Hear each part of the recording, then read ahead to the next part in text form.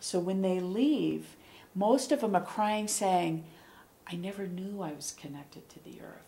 I never knew that trees or the river had story for me. I never knew by lying on the earth I could feel this connectedness. I never knew I could breathe into the earth and get this response back into my heart. And it's so, the time is so up right now, you it's know. brilliant. I just did an interview with a gentleman, Howard Cooper, an astrologer and spiritual counselor on the Mayan calendar. And it was all about I kept saying, well, what can we do? What can we do? Obviously, the earth is changing. Obviously, energy is shifting, and things are really, you know, speeding up here. So what can we do? And he kept saying, get grounded. Yes. It's about Mother Earth. Yes. Get connected to Mother Earth. Yes. And I forget, you know, I'm a triple Taurus. I'm I'm the same way. It's ever since I was a little kid. I used to eat mud pies. Yes. I'd eat dirt. Yes. You know, I'm totally hands-on, and it's always about hiking and Yes. metamorphosis. I wrote a book once on metamorphosis, turning into a tree. I literally Yes. just merged into this Yes. tree and what that feels like. And anyway, I took it for granted that everybody does that. Everybody spends time getting grounded, feel the earth, touch the tree, get into the leaves. You know, take these hikes every day, and it's not true. No. It's not true. Not everybody has that gift, that they even allow themselves to do that, because it's available to all of us. I don't care where you live, in a city or a town or in wherever it is, there's always nature. Yes. There's the ground is right in literally right in your backyard. Even the sky above you. And the sky, exactly. Yes. Sunlight. Yeah, you know, people don't even realize how much that rejuvenates you, how it energizes you, how it warms you. You know, the sun is so important. Yeah, so to be connected with nature and with each other, that's another thing where people, you know, we're so busy in our life to actually spend a weekend not only getting in touch with what's going on inside, but allowing other people inside also, and learning more about them on that deep, emotional, connected level. It's so powerful and so amazing, and it's so beautiful, and I can only imagine that when, like you said, when people leave, it's probably like, I don't want to go, I don't want to go. And they don't. Or sometimes they're very excited to bring it out to their families. That's a beautiful thing too. When they said, well, now I can share this with my kids because I had no idea. And one of the hard things is to keep in silence.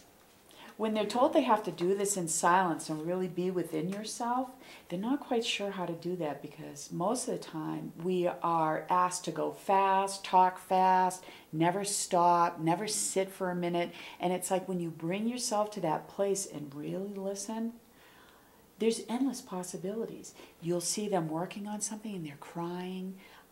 They want to express a story and they start looking at you and you're like, not yet. And they're not sure, and they pull back into themselves and continue on. And it's the sharing of the story that's a beautiful thing too. Yeah. Excellent. So who can really, I mean, who takes these classes? Who do you work with? Do you work with kids or adults or both? Well, I do work with both, and it's very important to work with both, because when you're healing an adult and you bring them to a sense of creativity, then they can bring it home to their kids, and they see their kids in a different way.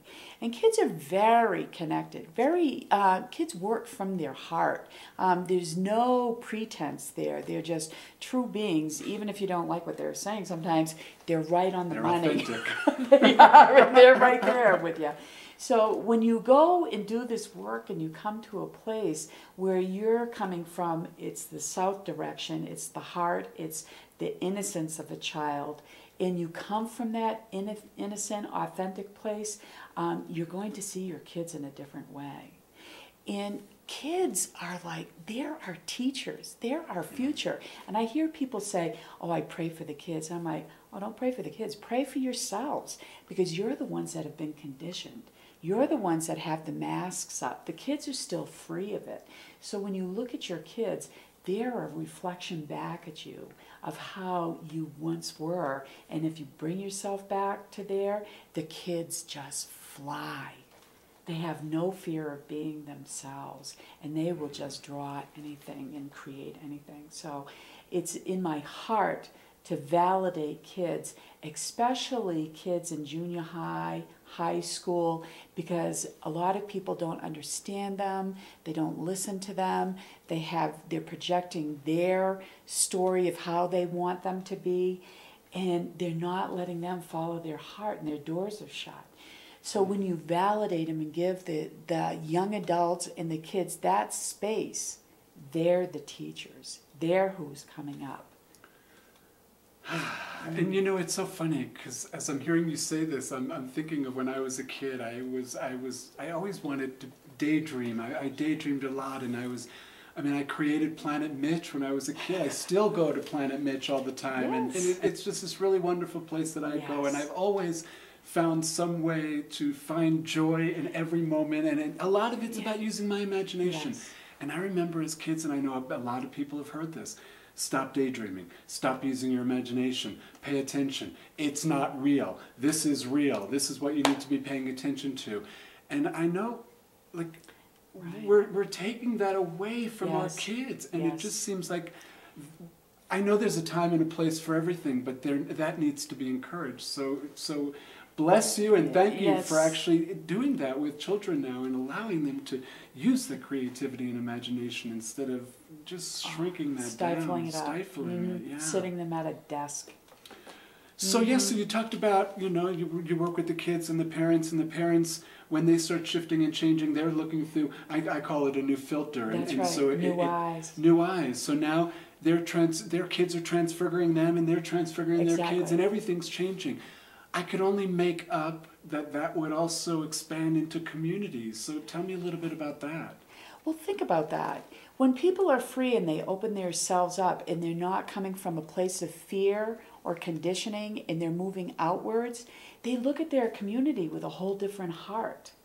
Everybody looks at everybody's gifts and how can they barter? How can they share? How can they trade with each other? How can they expand their community instead of saying, oh my God, the world is crazy. They are going, no, this is great, and let's do community gardens, let's plant, let's get our kids together and let's play together. Let's share babysitting, or you're a music teacher, you teach my kids music and I'll work with them creating. You're a dancer, bring in dancing. So I did in New England a program called the Learning Umbrella. And this was a whole community on the island that got together with their talents. And every week for the whole summer, all different artists, whether dancers, musicians, whatever the art is, offered their experience to kids. And it was free, and everybody donated it. And so all summer long, the community came together and offered all this deliciousness, but it was a community together. We ate together, sang together, created together, and it was a true community, and it was called the Learning Umbrella.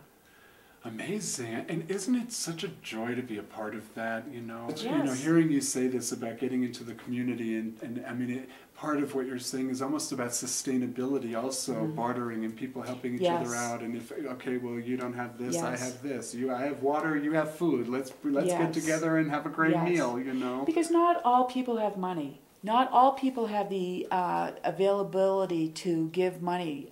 Things are tight, and they have to share in a different way. And I think that's another avenue our community has to go into. It's like, what do different people have to offer? When I was doing a job, it was like they wanted people to donate money. And I'm like, not everybody has money, but they have time. They have hands. They have skills. Exactly. So to me, that's more important than the dollar. You know, as you're saying this, I'm remembering this company that's here in Santa Fe. I think they're all over New Mexico now, but they're called the Time Bank. Exactly. And this is exactly what they were at my expo, at both of the expos. And I got all their information, and it's exactly what you're talking about. Hey, this is what I do. Yes. And then it's all about hours. It's really not about dollars. It's all about hours. Exactly. Hey, I'll do a couple of massages for you, and then you come fix my roof. And it's so who me wonderful. too, and where does that bring you back to? Yeah, I might have to bring them on the show and do an it'd be interview with them, great. because I really want to support that and get more of this going here, and more of a sense of community. Well, it can be in all avenues. Yes, in art, it can be in business. I'm not good at business, but if somebody offered me business skills and I taught their children, how glorious would that be? Yeah, it's a perfect Yes. plan, and Yes. there's always a perfect match, you know. Yes. And you get to widen meet your all community. kinds of people. Yeah, it's Yeah. very, very cool. So how can, I'm really excited about these classes, and I want people to be able to check it out and find out more about them and when you offer them and what it offers to them as well. So Thank you. how could people get in touch with you? I know you have a website. It is... I do have a website. It's www.firebearartworks.com. I'll put that all right across the screen. Thank Spell you. it all out for Thank you. you. And you can always email me at pattym9@earthlink.net. For a wonderful experience and a really fun journey. You know, one of the things, like I said, that I've always loved about you and admired about you, first of all, you're one of the most inspiring people I know, and I love that you start with kids or work with kids, and it just builds from there, because kids are the future. I mean, They you are. know, They it are. really is about that. But also that you just love to play. I do.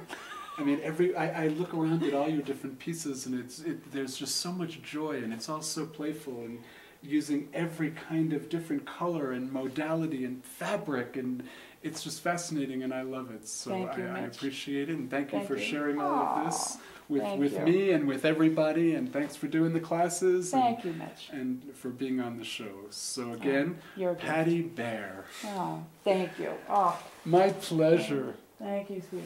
Yeah, and I'll go ahead and put the website across the screen again. You all have a wonderful evening. If you'd like to get in touch with me, you can reach me at mitchfriedman1@gmail.com. That's mitchfriedman1@gmail.com, or check out my website, www.mitchfriedman1.com.